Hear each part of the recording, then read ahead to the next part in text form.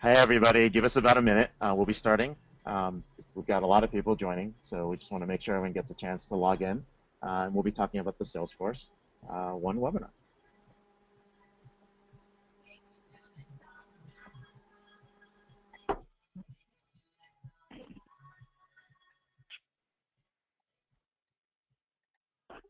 There's my phone.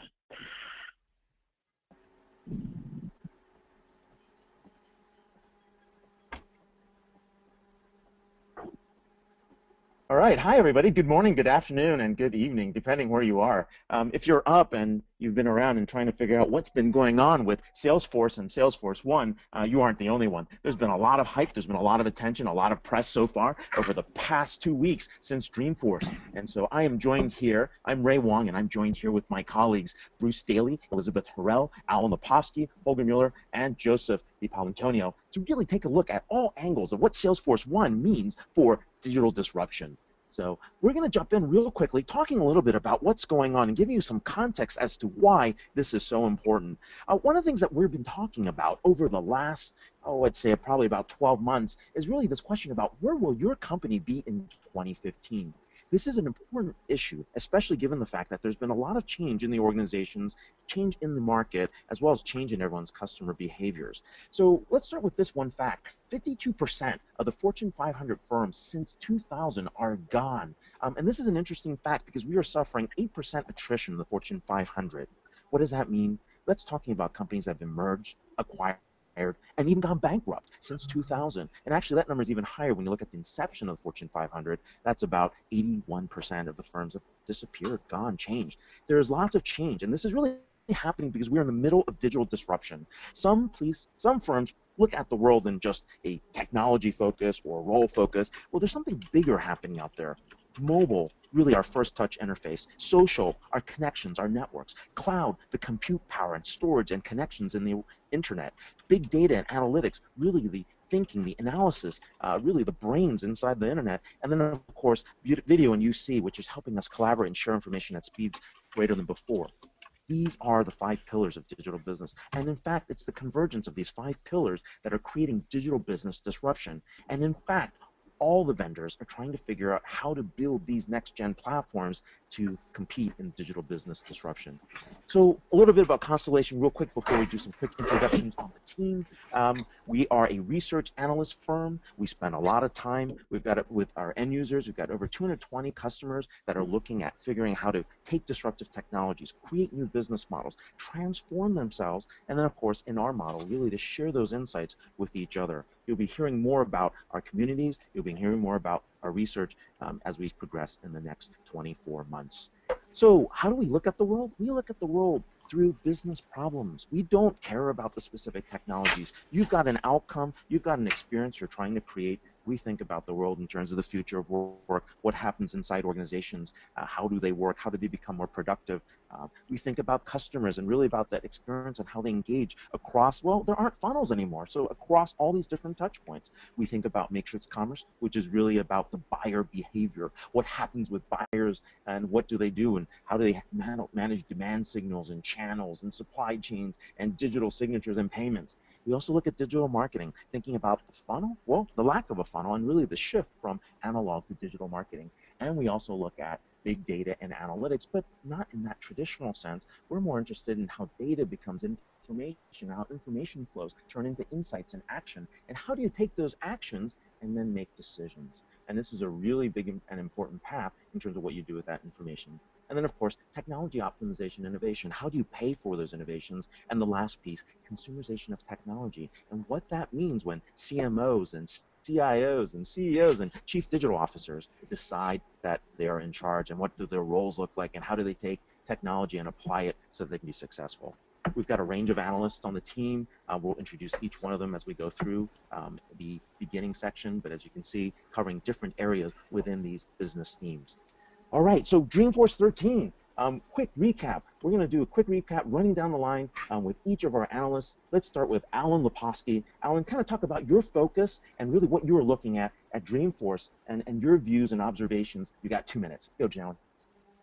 Okay, let's go quickly. So hi, everyone. Alan Lepofsky here. So I cover the collaboration space. I cover tools and culture and things that help employees get their jobs done. So in the Salesforce world, that pretty much translates to the Chatter line of products. Now, in my opinion, for what I do, the biggest change in Salesforce, or the most important thing from Salesforce this year, is that the company as a whole and marketing message-wise has stopped specifically talking about social. If you look back over the last few years of their main themes, it was social business and social enterprise. And now they're just more focused on those outcomes and that customer, internet of customers type of thing, which is more the business outcome. I think that's really important because it sort of de-emphasizes Chatter as a standalone object and instead talks more about how Chatter has become part of the DNA of everything across all the Salesforce platform, what they're sort of now referring to as Salesforce1. And what I mean by that is Chatter is now an integrated part of all the modules for Salesforce, the CRM, the Marketing Cloud, the customer support, the targeted marketing. So instead of just talking about Chatter standalone, they're really talking about how people can use collaboration tools to get those specific purposeful jobs done. I think that's really, really important. Now, Chatter itself obviously does exist. The features are there. They implemented a lot of really cool, exciting new things coming in the winter release in Q1. They did a lot of talk about Chatter Files, which is a new file sharing component of the product, which is done really, really well. They talked about customized post types, which I think is really exciting. Not just standard, post generic text, but being able to create objects right in the stream. And most importantly, I guess, is talking about how Chatter is part of the application development environment, part of the force.com that allows people to build custom applications. All right, so in my last 10 seconds here, really what I want to talk about is what would my recommendations be for customers? And I think it's pretty simple. For customers that are heavily invested in the Salesforce platform already, Chatter is a no-brainer. You're definitely going to want to go with it for your collaboration tools. It's missing some key important things like blogs and wikis and video conferencing, and there are, some problems with it. But I think if you're already using the Salesforce tools, then it makes a lot of sense to integrate with them. If you're not a heavily invested Salesforce customer, you may want to investigate one of the external third-party social vendors because that's going to allow you to bring in information from Salesforce. Pretty much every other company out there, Jives and Yammers and Socialcast and everything, have a connector to Salesforce.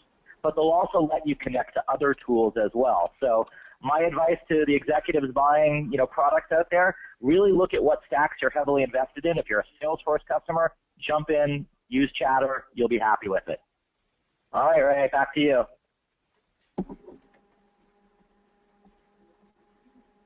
Alan, what was the most hypey thing from Salesforce, from Dreamforce 1? What was the biggest hype event that you saw?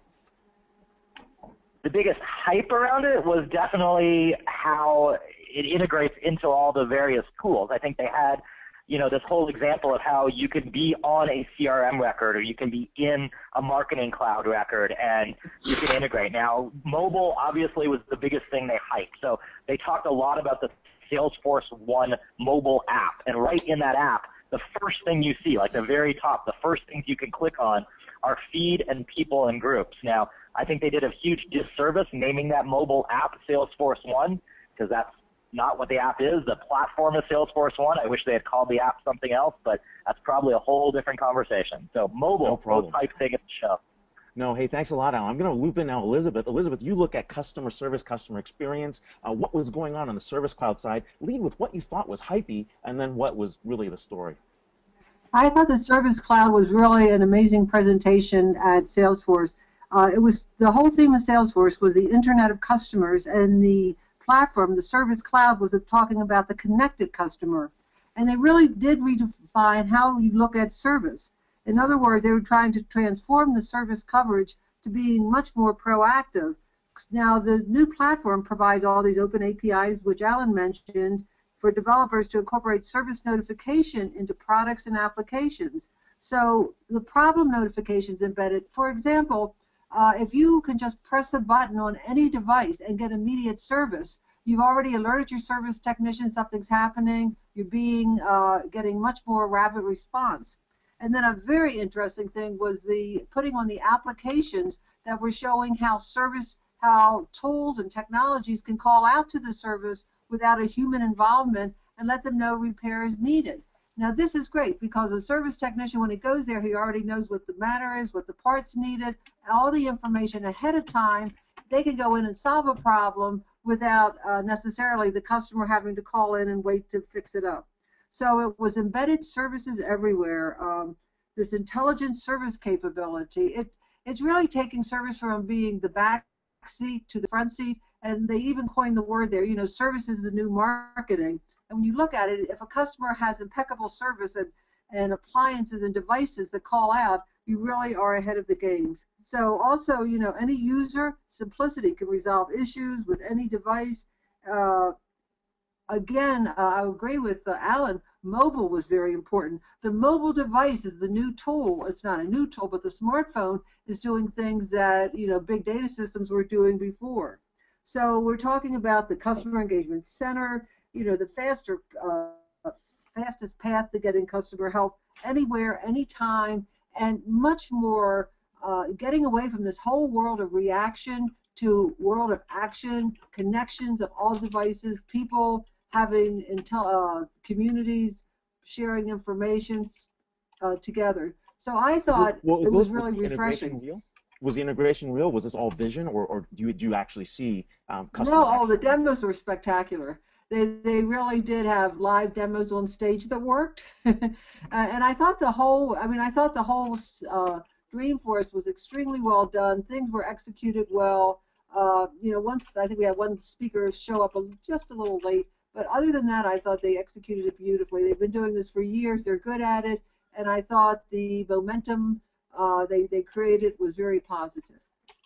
That's excellent, Elizabeth. I thank you for sharing your thoughts. For those that are following on this live webinar, you can use the CR Chat hashtag. As you can see on the bottom, those are our Twitter handles. And please feel free to ask questions there or ask questions as well in the GoToWebinar box here. So moving on, let's talk about platform as a service. Let's talk about what's happening really inside the guts of the Salesforce platform. Holger Mueller, you look at cloud, you also look at HCM in the future of work. Tell us what was going on. What was hypey and what was real here? Yeah, that's the big question of Dreamforce, right? What was hype, what was real? So let me try two things, because the hype was already there. Let's try to move away all the hype from that, right? And then let's look at the things we know. Pretty much 3 years ago, 8th of December 2010, Salesforce acquired Heroku, which was a Ruby on Rails platform as a service system, which they expanded and went further. But Heroku 2 years ago was supposed to be the future. Mark Benioff was on stage and said, you can't build things in Apex anymore. Java is the right application to build things on. That's where developers are. That's what they added to Heroku. And now we are here 2 years afterwards, and we still don't have the clearness what is the Salesforce platform. So that we have this new shiny thing, Salesforce1. Let's look what really has been provided, and that's actually two things. One thing is that Salesforce has acknowledged that their APIs, which they always are proud of themselves, that they were massive. There's only one API to do everything. So there's these philosophies of big or small APIs that they realize they have to break these APIs down. So we get very low-level APIs. Some people even talk about services, but it's not good in the nitty-gritty. And the other key thing to take away is that obviously the work which Salesforce labeled as touch, their mobile application, has come to be a platform, hence the focus on mobile. So if you take the hype, there's lots of things going on with Internet of Customers, Internet of Things, lots of potential to do that. If you take all that away and see what you really got is Salesforce cares a lot of developers, which is very important for platform as a service because that's where the users are. Salesforce has made progress on the API side. Salesforce has the potential to build a platform for Internet of Things, but they haven't shown yet, and they've done a lot of focus on mobile. Wow. Okay. Well, Holger, hey, you talked about these APIs. We're going to jump into that later when we talk about the platform and going a little bit deeper in those areas. Related to that is some of the things that Bruce has been looking at. For those guys who don't know Bruce Daly, Bruce was the mastermind behind the SIBO Observer. He's been in the Salesforce automation space for a long time, and Bruce is one of our newest analysts. But Bruce has been looking at this layer here. You were talking about the inclusion layer. You're talking about the sales area. Tell us what was going on with the Sales Cloud, Bruce, and what was driving those changes.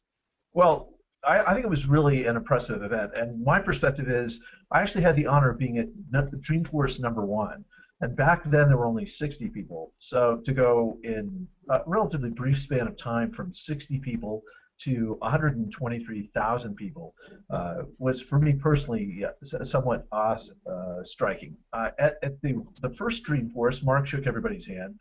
And he went around and personally thanked everybody for being there. Obviously, he was a master of that event, and he's proved to be a master of an event as large as Dreamforce has become. I'd have to say, though, from a hype perspective, with the introduction of Salesforce1, I was left a little bit with the impression that there was this supermodel who cried when she thought about it. Sean Penn, the movie star, seemed to like it. So did the Prime Minister of Haiti. And then a car drove on stage. So I think that really didn't do service, Ray, to what Salesforce really is. I believe it's truly a disruptive technology because I think it really takes advantage of some of the unique features of the cloud and some of the unique features of smartphones to build applications that it really isn't possible to build in any other way. And I've been thinking some about that.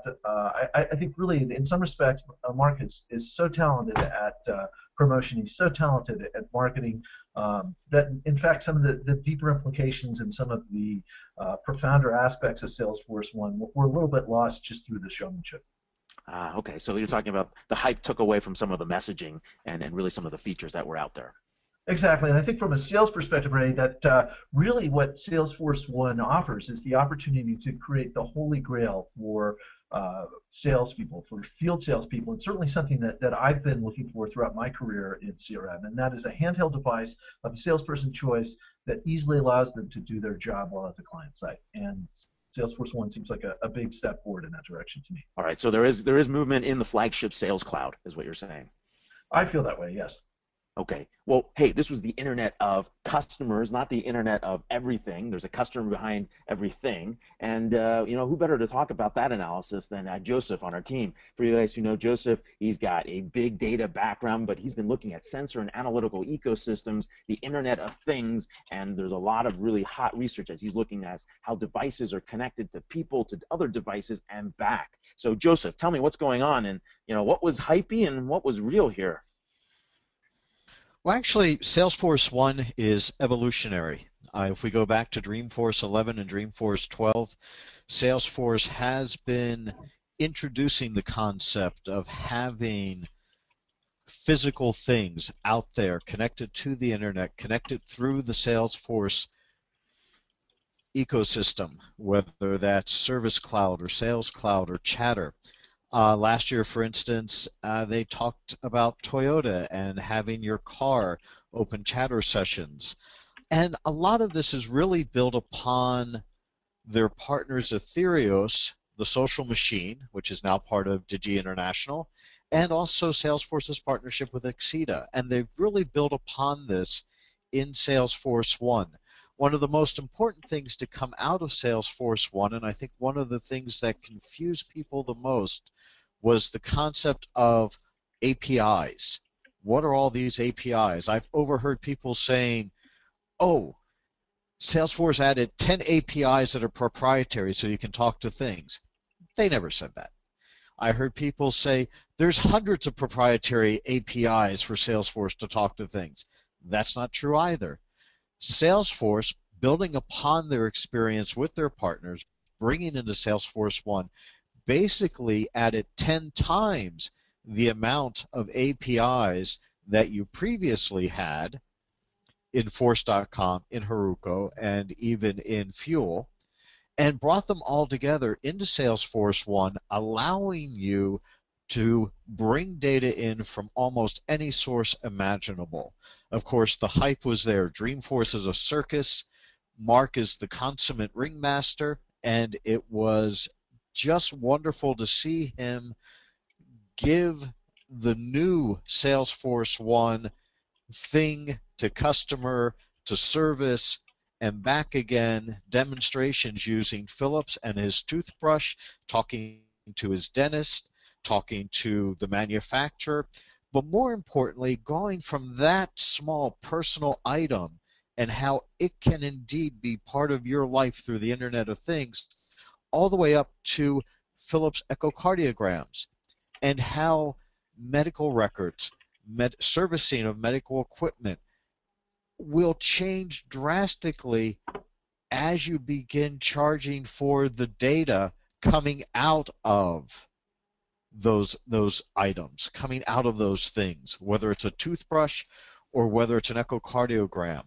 Many companies are going this route, and there were just some wonderful examples and wonderful hype coming out of Dreamforce 13 this year, showing how marketplaces around data, around raw data, around process data, around the insights from data are going to change the way companies do business. And if your thing, whatever your thing is, isn't connected to the internet by 2020, you'll be out of business. And they showed that very drastically, very clearly.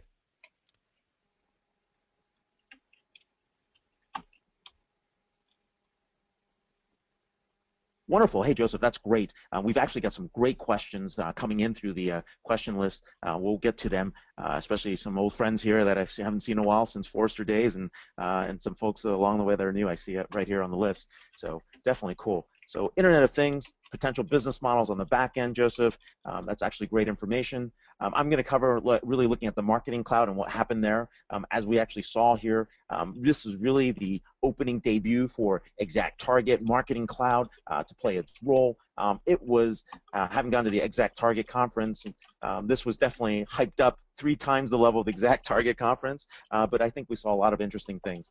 Really the integration back to Buddy Media, integration back to social.com, and integration back to Radian 6 were all 3 really important things in order to make the Marketing Cloud successful. One of the things that we thought was interesting was this was really about the battle, not just for B2B marketing, but eventually the B2C marketing that should have gone here. One of the things, too, that we thought was interesting was that there was a notion of really talking about the consolidated marketing cloud as really the way to view every customer, view every interaction. But there was no mention about analytics. There's no mention about data. There's no mention about how to really bring that together in a predictive fashion or to leverage that big data. There was talks about reporting, but I think if I were to cut away from the hype, there was really no big data, and there was very little analytics there. But all in all, if you look at the marketing product, it has come a long way since really due to the ExactTarget acquisition. So those are kind of our things really cutting through the hype. We're going to go a little bit deeper inside Salesforce1 and that platform. Many of you had seen this slide. This was really talking about what was in Salesforce1 or not. I'm going to start with the first question that we've been asking everybody, and I'm going to go with Holger and Bruce and then go down the line. But Holger, is this a platform, or is this just the same old thing, or is this an app? What's going on here, Holger? Well, it certainly isn't a platform because it runs applications. The question is how much of that platform is new. Yeah, and you've already shown this part here that Fuel is a separate part of that platform as a service. Well, we know there's Heroku, there's Heroku One, which ties into Salesforce1.com. So there's 3 platforms, 2 platforms already there, and the question is which one is going to go forward. The interesting thing is in a bunch of interviews, Salesforce said that the customer-facing, not employee-facing part will be built in Heroku, versus the employee-filling part will stay on Force.com on Apex. So it looks like the future for Salesforce and their customers is going to be a double platform play, regardless of distribution channels like mobile. Interesting story there. Bruce, what do you see? Well, I actually, Ray, my point of view is that it's not either a platform nor an app, and it really represents sort of a new structure, if you will, within technology. And I think of it as an inclusion layer, and I know that some of my colleagues disagree with me, but the reason that I think that it's not a platform is when we think of a platform like TCP, IP sits on top of TCP. That's not really the case with Salesforce1. If you think about the nature of it, and I don't know who else is at Dreamforce, I had a lot of trouble connecting because I think I was competing with Mark's toothbrush. So really, in this basement room, right, we had something like 16,000 of the most connected people on the planet. They all had probably an average of 3 devices. I know I had a couple. We're all simultaneously trying to get online at the same time, and the consequence is that there's a physical limitation to the future, and that happens to be the bandwidth. So if I'm competing not only with my teenage daughter, I'm also competing with my toothbrush for internet access. Inevitably, what I'm going to have to do is I'm going to have devices that run independently, that are able to run even when they're offline. And so when you think about that, since you can run Salesforce applications right now, Salesforce1 applications on a mobile device, eventually what's going to have to happen is that you're going to have to be able to run those applications untethered. That's just a basic requirement if you're ever going to approach the holy grail of Salesforce automation. And so if that's the case, what I'm going to say is that Salesforce1 can't really be a platform then, right? Because a platform is something that's built on top of it. These applications will be running independently of Salesforce1. So that's a little bit of my perspective on it. I also think that another way to look at it is that Salesforce1 is really bidirectional. Not only is it going to be taking lots and lots of different mobile devices from different manufacturers like Apple and Samsung and Google Motorola, it's also going to be able to integrate applications the other direction. It's going to be able to take applications from Oracle, take applications from Microsoft, take applications that are open source and integrate them together as well. So from my perspective, it's really not a platform. I certainly think we have a couple slides later on that maybe articulate that a little better than I can. Yeah, we will definitely jump into those, Bruce. Joseph, platform or app? What's going on here? Do you see this as something you build Internet of Things apps on top of, or do you see this as something that's part of what Bruce is calling around and that you participate through an inclusion layer? No, it's definitely a platform. Sorry, Bruce. It's 100% a platform. It fits the classic definition, and if you spend any time in the dev zone over in Moscone West during Dreamforce 13, you saw literally thousands of apps being built on the Salesforce1 platform for Internet of Things connectivity, for Internet of Things allowing something even as simple as your bananas to open up a chatter session to tell the consumer of those bananas that, hey, we're getting overripe, eat me or turn me into a muffin. Well, Joseph, are we going to see like Salesforce platform ADT for the home? I can control my lights, my garage door opener, my dryer, all with a home automation system on top of Salesforce. I would like to. You're seeing that now, actually. Some of the besides Mark's toothbrush, some of the other things that I've seen over the past year as I've been doing this research have been things like refrigerators and hot tubs, being able to open chatter sessions, being able to open their own trouble tickets, and going through Salesforce.com to do this. All right. Calling the technician, letting them know what's wrong, opening a chatter session. So the toothbrush will start the medical appointment with the dentist, together with the service log, to make sure that you've been brushing too much on the right, left, or not at all. Got a little erosion on the enamel there. All right, Alan, app or platform? Where do you see this? Well, so I absolutely think the platform I'm fully with Joseph on this. I think, as I mentioned a little bit earlier, the biggest mistake that Salesforce made at Dreamforce, in my opinion, was naming the mobile app Salesforce1. I think that's what's caused this entire confusion. I think if the app had been called anything, if it had been called Salesforce Mobile, if it had been called, I don't know, Mark, you could have called it anything you wanted. Then there would have been this app is an instantiation of something built on the Salesforce1 platform. The platform is where, as Joseph said, developers could build all sorts of software applications. At the hackathon, you had people building apps that do everything under the sun, but they also had the incredibly cool connected laboratory. I went over and was talking to someone who had built one of the little four-propeller helicopters that hover, and he was controlling it from his watch, sending information to the helicopter. The helicopter is sending information back to the chatter stream. So, that whole connectivity of things. One thing I wanted to say to Joseph, and I'll tweet this out for folks in the Twitter stream, I think it's funny every time I hear, Internet of Things or connected things, people always refer to, the refrigerator. There's a great commercial from IBM from 1999 with the the customer service rep showing up at the door, knocking on the door saying, Big Earl sent me. And the woman saying, who's Big Earl? And he's like, your refrigerator. And so it was 1999 that IBM was talking about connecting your refrigerator to the internet so that it could tell you ahead of time that there was going to be problems. So look in the chatter, not the chatter stream, look in the Twitter stream, everybody, in just a few minutes, and I'll post out a link to that. But yeah, to answer your question, a little bit more specifically for my area, absolutely app as far as social is concerned. They're going to allow, or sorry, absolutely platform as far as social is concerned. Completely wrong there. Platform, platform, platform. They're making all of the things you can do in Chatter and all of the things you're going to be able to do in Community and Chatter files and all the upcoming things about business intelligence and all the new Chatter features that are coming will all be exposed via the APIs. So I can go build something that looks nothing like Salesforce Chatter or nothing like the new mobile app that they're showing, calling it Salesforce1. I can build something totally different, but it can be built off the Force.com platform, the Salesforce1 platform, etc. So to me, platform, platform, platform. All right, one last person, Elizabeth, app or platform?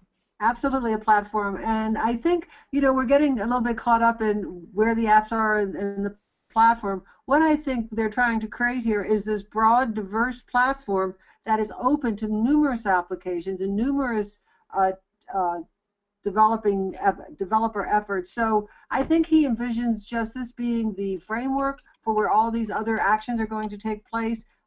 You understand that Salesforce is not trying to create every single application on it. So I think they see their growth as being the core platform provider, and what they're selling with their platform is it's easy to use. You don't have to have complex. It's not complex.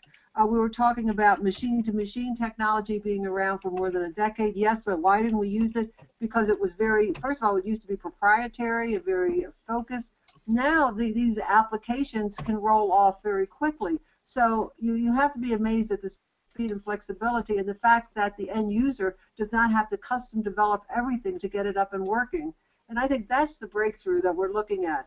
Not, we've seen these things coming for a decade or more, but now they're here and I think they're going to be coming at a much faster pace, and I think this platform is going to enable a lot more apps to roll out a lot more quickly, and I think a lot of developers will be jumping on this bandwagon because of those features.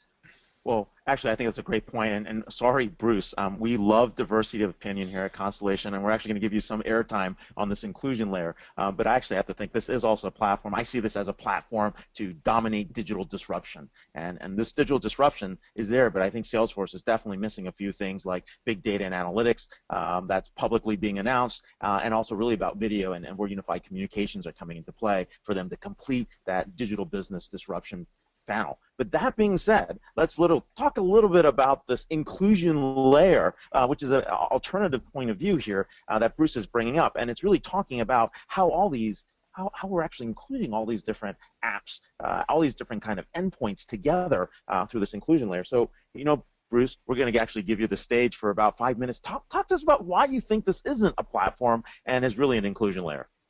Well, I've been fortunate in my research to run across some other examples of products that I think are comparable to Salesforce1. And so in a certain respect, I've been educated by that. And two of the products that I've identified initially, one of them comes from a company called Amine Solution. And they offer something that they call a web and mobile framework. But really, to my mind, if you take those two products together, they really form as a single layer. And they have, and the other product that I've identified initially is a new product released by Amazon called the Amazon App Stream. And to return though to Amine Solutions, what they're doing in a number of companies is they are taking not only to separate devices, and I think that Elizabeth had a really good point, that really the significance of Salesforce1 is that it lets you connect together a lot of things that are very difficult to do individually. And certainly I know from my own experiences working in the web area, trying to render devices, trying to come up with code that looks good on a cell phone, it looks good on a desktop, and looks good on a projector. It's just a maddening process. But I think what's really interesting, if you take a look at Amine Solutions, is they're not only integrating things on the device side, they're also integrating things on the cloud side. And what they're doing in a lot of cases is they are taking silos of information and very complex enterprise applications that were never really meant to work together, and integrating them not at the database layer, not at the middleware layer, but actually at the device layer. So their applications, and I don't think I can mention any names, but there's a major telco company that has a mobile app It looks like one app, a composite app to the sales reps, but it actually sends the data off to 3 different systems. It sends the data off to Siebel, it sends the data off to Salesforce, it sends the data off to a proprietary system that they use for provisioning. And as a consequence, even though it's really integrated at the utmost layer, at the mobile phone layer, and all those silos of information don't have to be integrated using the traditional approach. And I think that's really revolutionary. Another example that I think is comparable to Salesforce1 is the App Exchange. And thank you, Ray. That's a little drawing that I came up with. And what it really shows is that the inclusion layer, which I would include Salesforce1 in, really allows you to include different devices, iPhones, Androids, but it also allows you to include different application stacks. So there's the red Oracle application stack, there's the LAMP stack, there's the OSI stack, which I know exists only in theory. Equally well, what I think is significant about Amazon's AppStream is that what that's really designed to do is let you push data down from a server, down from the cloud, especially compute and storage intensive applications, into devices that aren't really designed to hold that load. But what's really significant, and I think what's really different about the inclusion layer, is even the Amazon App Exchange allows you to store data locally. And so at that inclusion layer, oh, I'm sorry, go ahead, Ray, please. No, so you're actually saying there's an abstraction layer on top of the platform that's actually emerging. So basically, you're building inclusion layers across all these different cloud platforms. Is that the theory? Absolutely, and the sort of things that are incorporated with that: identity management, access control, authentication. It's all pushing that to the edge of the cloud, where in my estimation it really belongs. So in fact, if you look at the architecture, and I think Alan, you mentioned this and has done a lot of good research in this area, the app actually runs sometimes in the mobile device and sometimes up in the cloud in the inclusion layer. So I know it represents a new way of thinking about things, but for me, really, the significance of it in the future is that you're going to be able to design apps that you can't design with proprietary systems today, because handheld apps are really computers that have cameras and they have geolocation. So for instance, you could develop an application that, say you're at Dreamforce, say your device looks into your forecast and says, okay, I have Acme is my big account that I'm going to close this month. A person from Acme happens to be within 20 feet of me. It's that kind of application that really goes beyond sort of the traditional Salesforce CRM kind of application that isn't really possible to build or even envision when you're locked into a client server model. I think that's really what's significant and exciting about this announcement. Okay, so you see a broader world there, and actually I think we probably need to, when we're talking about this, you should be looking, there's things like some integration platforms are actually emerging, like the ones at MuleSoft, looking at point-to-point endpoints, really connecting these and actually creating inclusion layer through the integration side and also through ESB. So there's probably things that are emerging there as you continue to research what's going on in this inclusion layer, which is neat. We're actually going to jump really deep into another area too. I know Alan was really talking about these changes in Chatter, and Alan, if you're still on, definitely take a look and talk about what that big shift was, because you did it in 2 minutes. I think there's a lot of interest still on what's happening social, what's in the area of research that you call purposeful collaboration. How does Chatter enable this? So the beauty of Salesforce Chatter and other enterprise social networks is it allows people to have conversations in a nice open way so that their colleagues can find information, their customers can find information. And I think, one of the main things Salesforce wants to do is help people connect to their customers. That's sort of, the whole theme. We can talk about it being, internet connected customers behind devices. But at the end of the day, my area is really about, people being connected to each other. And so it's wonderful if it's a technician, on one side of an MRI machine, or if it's a toothbrush connected to something, but it's the person at the other end that's getting access to that information and the conversation and the data that those devices are creating. To me, that's what I'm interested in. So it's not that the toothbrush is connected to the internet and the Internet of Things, it's that the dentist on the other end of the toothbrush is able to interpret the data that the telemetrics from that is sending to you and telling you how to brush better, and all of the great examples that Mark gave during the conference. So for me, Chatter, the things that it enables, conversations, liking, commenting, feedback, resharing, taking data, taking information, making it exposed to a larger group of people is where, all of the interesting information is going to come from. Now, with this, I want to say there's a huge problem that's going to start to occur. And as we're getting more and more data, our streams are going to be filled with more and more information. If right now we all hate our individual email inboxes, imagine how much we're going to dislike having social streams just from people entering information. Add to that tens of thousands of devices sending us information, and we're going to be far more overloaded with information than we ever have before. But there is a solution to that, and that comes from analytics and recommendation engines and filtering and all sorts of things. But it's a very new metaphor. It's a new way people have to get used to working. If you hear all the complaints people have about things like Facebook, like I don't even know what Facebook is showing me in my stream, imagine at work if you start missing important data because the stream wasn't showing you what you wanted. So we are just at the tip of the iceberg for what's really cool and really powerful in social. Chatter is an incredible enabler for that. They've done a great job of, as I said earlier, removing it from being a standalone entity and building it into everything Salesforce is doing. And I think that's going to perpetuate the ability to use it across all of the things we do to get our jobs done. That is okay. That's a really good point of view here. And so maybe when my solar panel decides to spike my refrigerator and I wonder why my milk's spoiled, I'll have to go back and figure out what's in that stream. Exactly. I think when we have conversations with people, we have conversations with machines. What happens when the machines start having conversations with each other? And, there's all the inside jokes about this is where the singularity begins. But, hey, there's lots of good and powerful things that we're going to be able to do out of this if it revolves around safety or automation or information exchange or patient history or, all the cynicism aside. I know we have security issues. I know we have information overload issues. Bottom line is starting to build it now. We're going to get it right over the next 1, 3, 5, 10, whatever it is years. But this is something we have to be doing. All right. No, excellent perspective there. Going deep here, Elizabeth, anything else that you saw on the Service Cloud side that you think was really unique and what would benefit on the customer side? What was there that you would say that customers could really see differently in terms of in the Service Cloud? Well, I thought they were really broadening their reach on the Service Cloud, reaching into new areas. For example, they had a community application that helps support teams, solve more difficult questions.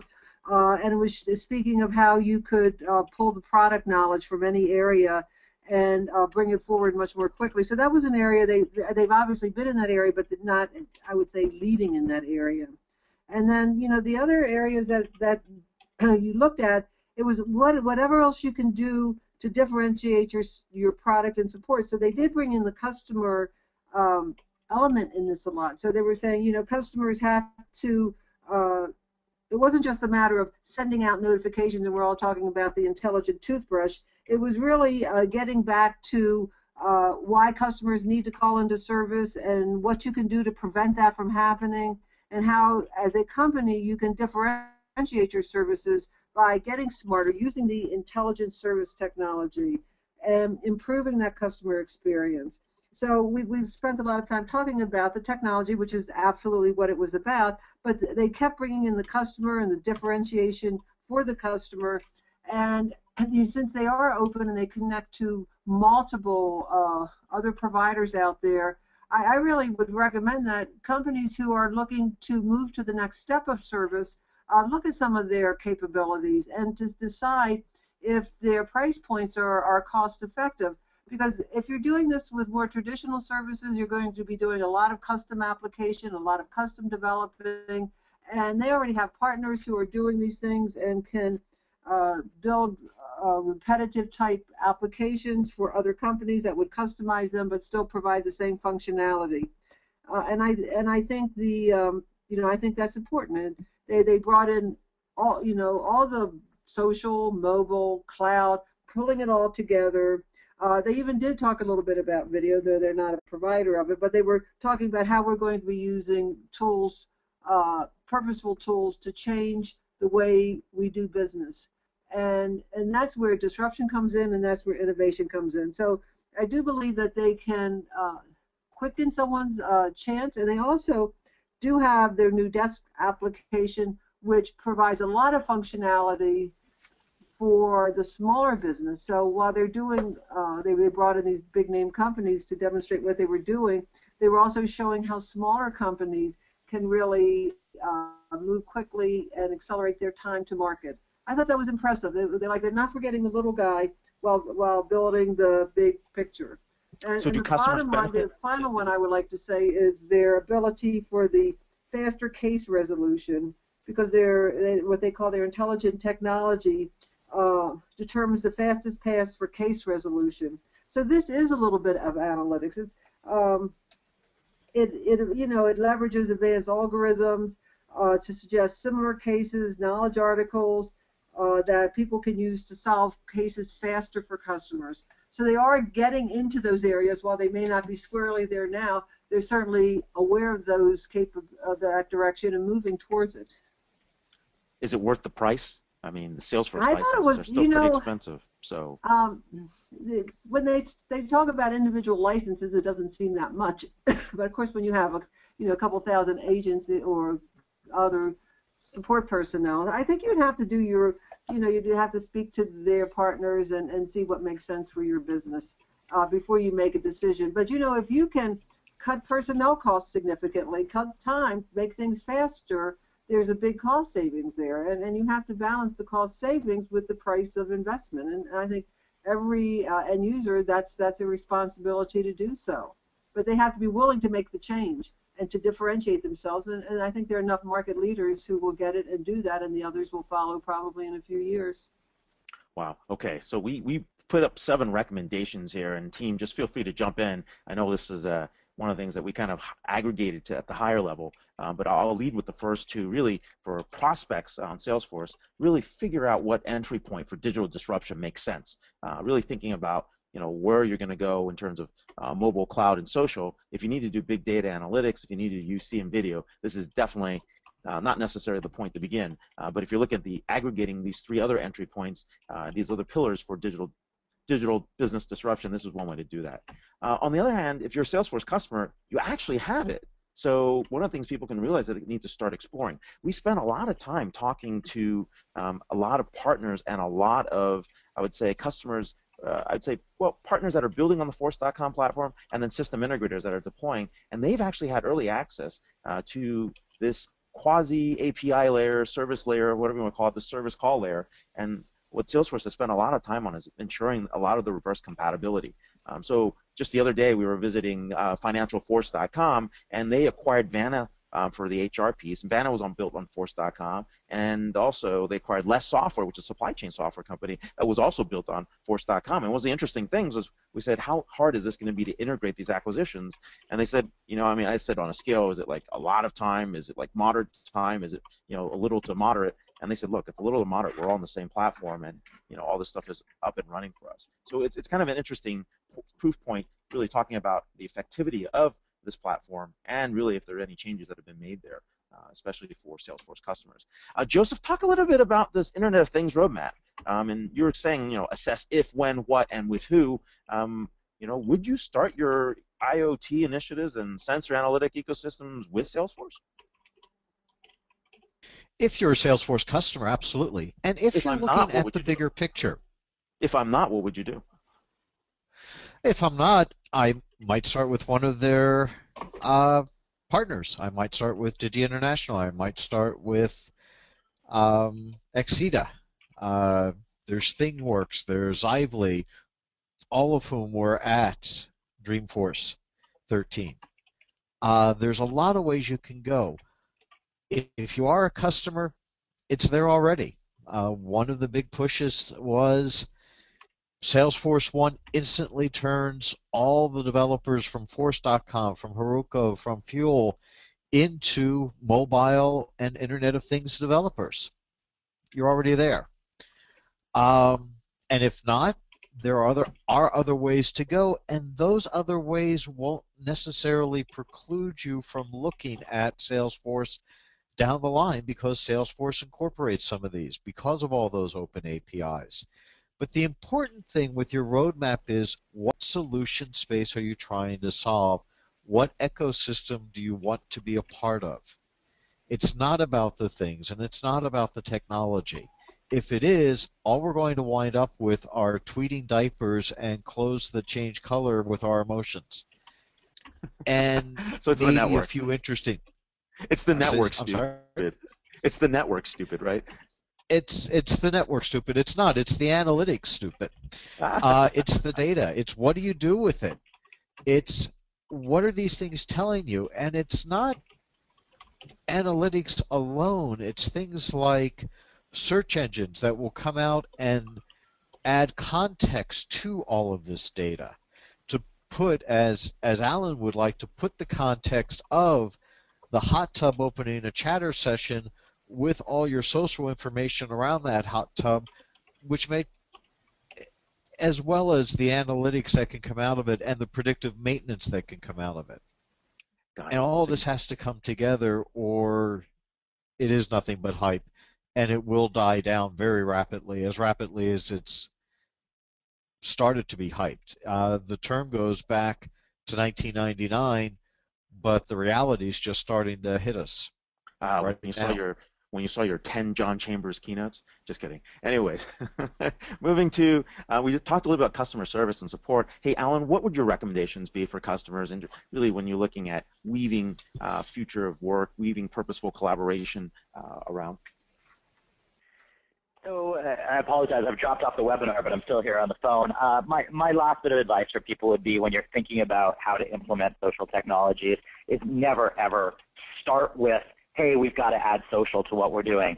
Think of what the business outcomes you're trying to achieve are. I'm really tired of people saying, you know, my company needs a social strategy, or even coming to us for advisory work saying, you know, we're working on our social strategy. You don't have a social strategy. You have a sales, marketing, customer support strategy. You know, your company isn't in business to do social. Your company is in business to, you know, follow any one of those lines of business things that you do. We're happy to help you figure out how to augment those processes with new, more modern ways of doing things from both a cultural standpoint as well as a technology standpoint. It's not just implementing the tool, it's thinking about how do you change people's behaviors, how do you change the processes that those people follow to implement those behaviors, and then what tool actually supports it. But you don't have a social strategy, you have a marketing strategy. You know, you have a sales strategy. How do you want to increase your pipeline? How do you want to engage with customers better? And, you know, Chatter and the rest of the Salesforce platform, their tools, the exact target, you know, marketing, the customer cloud, the service cloud, all very, very good examples. And, you know, the integration that they've done and the access they're given from the mobile or from the web are all very, very strong. So lots of things we can talk about there. Think of the purpose that you're trying to solve, and we're happy to be there to help you come up with those ideas.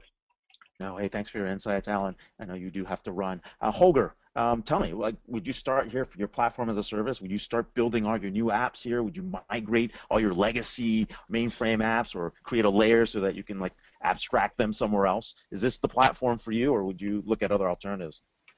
I think it's way too early to tell, right? I mean, the really interesting thing is, I mean, Salesforce is the largest SaaS vendor out there, and that means a lot of merit to their platform. But it's kind of like ironic, I just tweeted how much they struggle to get their platform being modern and in good shape and being up to state, because with success comes a lot of responsibility to keep that platform running. So this is a good step for them to change that, but I think they have to do more releases, more work on that to show how that platform can build better transactional apps and better customer-facing apps. Because behind Force.com is a major renovation project, and behind Heroku stands AWS, where other competitors are building one too. So why would I not look at, say, EngineYard as to just mention one competitor who's IaaS independent to build my platforms as a future? So these are Would I take EngineYard to fuel too, as well, my marketing products? Potentially, yeah. So I mean, why do I want to tie myself into someone who's building on top of another IaaS, right? So this can be good or bad, right? Because Salesforce has to be better and differentiate themselves to anything that AWS does on the Heroku side. But on the flip side is, why would I just tie myself if I have vendors who are independent of the IaaS and I don't know which direction it's going to go? Because developers and enterprises and their code they want to build, they want to keep it transportable as much as they can. How well they will be in the future of the cloud, that's a big question. But at least I should start looking at that. So if you, like whatever my colleagues also said before, if you invested into the Salesforce platform and you have applications there, want to build things there, definitely that's your platform to build on. Everything is great and welcome. If you want to move what your initial question was, all your existing mainframe and other things to it, I think it's too early to tell. It could get there. I mean, you have to give Salesforce kudos for being the best path right now to build a business application. There's no question about it. That's where everybody would be looking at if you build something like this, and you can live the dependency on Salesforce if you want to do that. But for the rest of it, it's much bigger ambition. And there will be a couple of releases coming out from Salesforce which have to prove that it's really the direction they're going to, or if this was just another pivot that Mark Benioff came up with to keep the hype around Salesforce going. Ah, raising total addressable market, sir. I see. Right. No, okay, Bruce, on your end, rounding out, really talking about your points of view, customer recommendations on this inclusion layer, the Sales Cloud. Where do you see this going? Well, I really think it's the future, Ray. I really think that it solves a major problem on the device side, but I think as an unexpected consequence, it also solves a major problem on the server side. And as a result, I think it really calls for a new way of thinking. And it's not going to be something that's going to happen overnight. I think, as you know from your experience in technology, people tend to develop for the last platform that they built. And so when client server came out initially, it was almost universally implemented as though it were a mainframe application. And so I think what's really significant about this announcement is that people are going to start to develop apps that really aren't possible to develop in any other way without having what in essence would have been considered a mainframe class product in the past in your hand. And I think it's also part of the continuing development of the cloud, which I know we don't have time to talk about here, but I'm starting to see some of the first applications be developed that can only be developed in the cloud, and an example of that is the multi-tenanted universal customer master. So I would say that people need to be aware of this. I couldn't agree more with Holger that really it's still early days, and you wouldn't really want to bet your career entirely on the stability of this platform because to some extent it's going to go through a lot of change in a relatively short point of time. But I do really believe that it's something that you should follow closely, something you should be aware of, because ultimately it's going to impact the way we do business, and that's going to affect your career.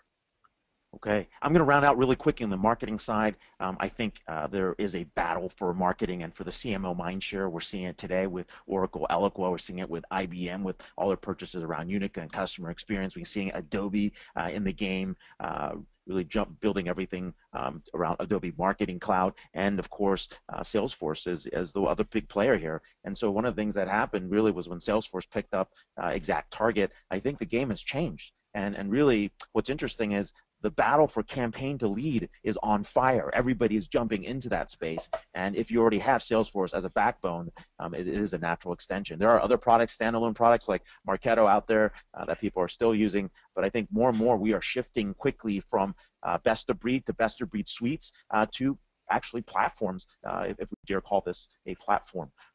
And the other way to look at this too is in the create or the creation or ideation creation to campaign phase, at this point, it's really down to Adobe and Sitecore when we're looking at the big players that are battling. There are a lot of smaller players, a lot of niche players that are doing some great work on the industry side as people look at that. But from a vendor selection, we're rapidly seeing some consolidation on the marketing side, and the CMO spend is actually coming down. So with that, I'm just do some quick housekeeping for you. If you keep following the CR chat, or if you look in the chat box inside GoToWebinar right now, you'll actually see links to these slides. You'll also see other resources. We do have a number of resources.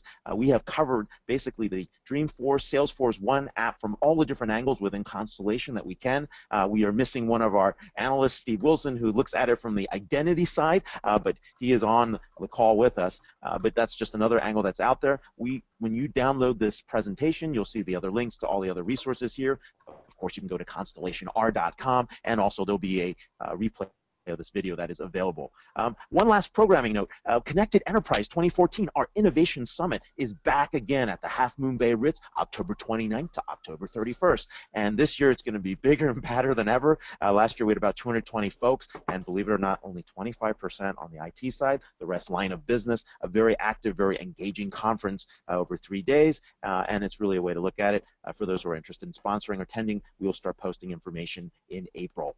So quickly going to questions and answers here. We've got a number of folks. We're going to go a little bit long just to answer all these questions. I'm just going to go back to some of the questions that we've seen so far.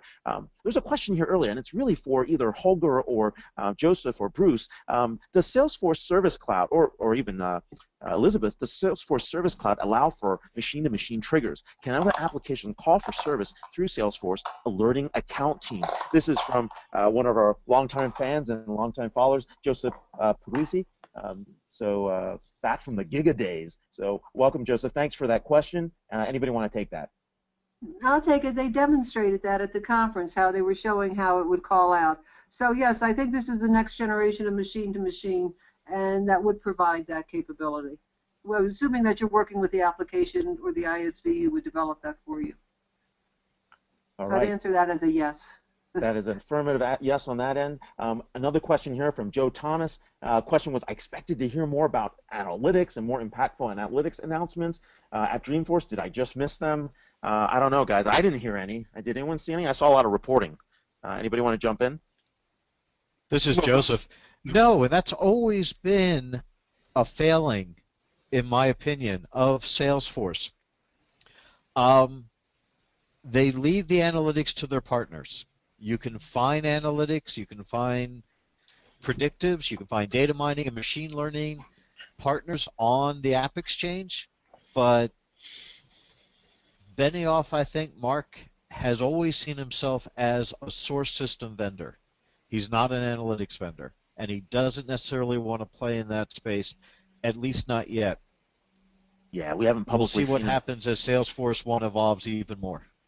Yeah, we haven't seen him publicly say anything about that. Holger, Bruce, anything to add there?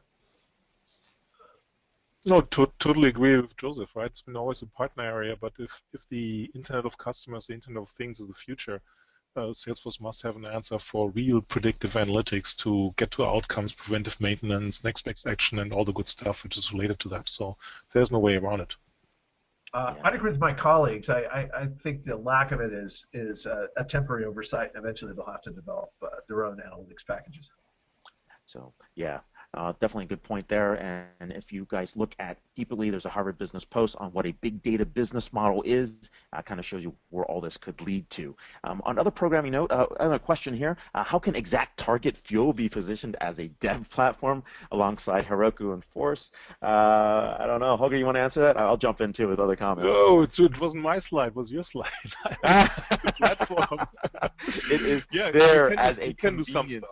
Yeah. It's there as a convenience. It's not that generic, right? Heroku is probably the most powerful platform. But just to tell you how much this is pivoting, right? 3 years ago, there was all this rumor that Salesforce would partner with VMware for VMforce as a Java Spring Source environment, right? And none of that has happened. This is only 3 years ago, right?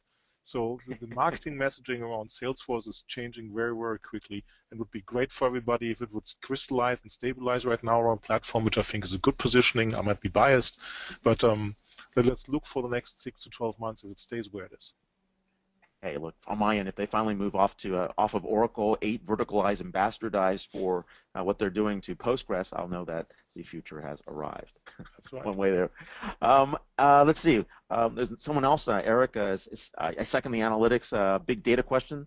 They bought a company early this year, EdgeSpring, but didn't cover it anywhere in the analytics session. Any insight that they plan to improve the big data analytics story? It seems like many mid-market and larger customers are using third-party solutions, analytics, and BI. That's a great point. We're seeing like system integrators like Accenture and Capgemini and Aperio drop in other products. We see Burst in there. We see good data. We see other parts. We see people like Tidemark trying to build things in there. Well, I don't know. Anyone else want to answer that question? Holger, Bruce, Joseph, Elizabeth? No idea what they're doing. So I can't. I think it comes back to the same story. I can say one thing, and it relates back to what you're saying, Joseph. It is the same story. I had a private exchange with Mark Benioff about this question, and I think it's something they may be working on. So I think stay tuned is probably the best conversation around that. Joseph, again, with the question, you make Salesforce1 sounds like a messaging system. Is it a platform designed primarily to facilitate communications among internet-connected things? Joseph to Joseph, what do you say? Yes, it's not a messaging system per se, as we would think of, say, Informatica. and their VDM, and even now their Vibe data streams. But if you note, Informatica is a partner. There is some of that in there. Ray, you mentioned Mule earlier. Great open source ESB that's gotten much more interesting now with connectors for the Internet of Things. It is a dev platform, and as a dev platform, it allows the APIs and the service calls to gather that data from other sources. MQTT from IBM, the Things version of the old MQ series, is big in the dev zone. Let's get JSON documents with sensor data in it over MQTT into Salesforce1, and then we can get it into our app. So it is not in and of itself a messaging bus. No, definitely but not it a is a messaging bus. platform that makes use of messaging buses. On the MuleSoft thing, if you ever tried to connect Workday to Salesforce, you'll understand how painful that could possibly be on the integration front, given the different types of APIs there are. And that in itself is a very interesting exercise, as we've been discovering from some conversations with folks. Connect everything. Oh, here's a great question, especially given the fact that certain legacy software vendors are squeezing their customers right now with this issue of indirect access. Like, if your data touches my data, I'm going to charge you a license. This is a great question. Connecting everything out there to my Salesforce system sounds great, but what is all this connectivity going to cost? Will my toothbrush now need a Salesforce license? What an awesome question.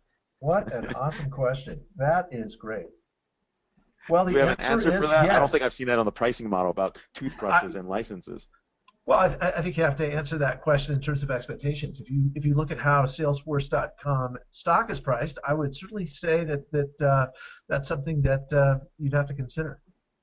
But it's so funny, right? The indirect access is probably as old as you could put 2 layers into a software architecture. And that second layer was from somebody else. Since then, somebody's trying to make money from saying, I'm on a lower platform and I want to get something out of that. And it never works, right? It works with like 10-15% of companies who are afraid and really pay and cough up the money.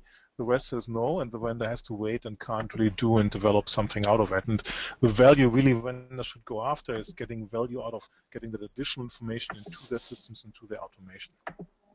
And I agree with you, Holger. I think sometimes actually that the software is the simple part. It's the pricing that's complex. Yeah, no, definitely great points. We are battling that right now for a number of our legacy ERP company contract negotiations where reps have come in with a threat to say, hey, by the way, we actually had this one the other day where basically a rep wanted to charge every person that crossed a toll system of a state a license fee because they wanted to get rid of a concurrent license model that these guys had. They're like, oh, we're going to charge every person that passes through. And we're like, really? We'd like to put that on the front page of Computer Week or in any one of the IDG publications and really highlight your case study of doing that to your customer. That's really going to work. So ka-ching, ka-ching, ka-ching. Ka-ching. Yeah, hello, bad idea there. So anyways, no, great question there. Another great question here. Any thoughts on the disadvantages of Salesforce1 being a proprietary platform from Eric Kozil? Anyone want to jump in with that? Well, I'd like to jump in with that. I think clearly... We got Elizabeth there. We're going to mute her for a quick second here, but go ahead. Wow, I didn't mean to literally jump into it. Sorry. Well, it looked like the crash of the proprietary platform. Toothbrush going on. It was. I thought there was a Philips toothbrush going zzz, zzz, zzz in the background, but oh well. That was the crash of a proprietary platform.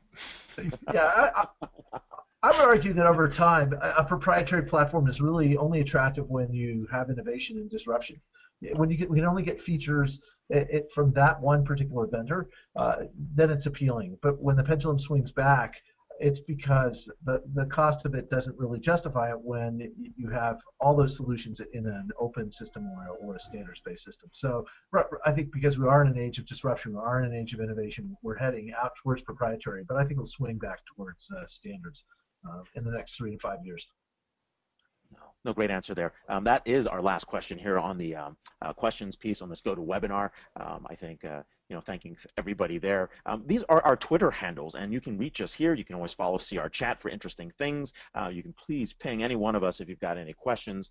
We have one last comment here that was very interesting, coming from our friend Martin Schneider, the evangelist at Sugar CRM. His point was, this is bad for customers when we go from best-of-breed marketing to best-of-suite marketing automation. And he's making a point there for best-of-breed and best-of-breed innovation. So lots of different comments, lots of different things. You're going to see more of these next year with Constellation. Please keep following us.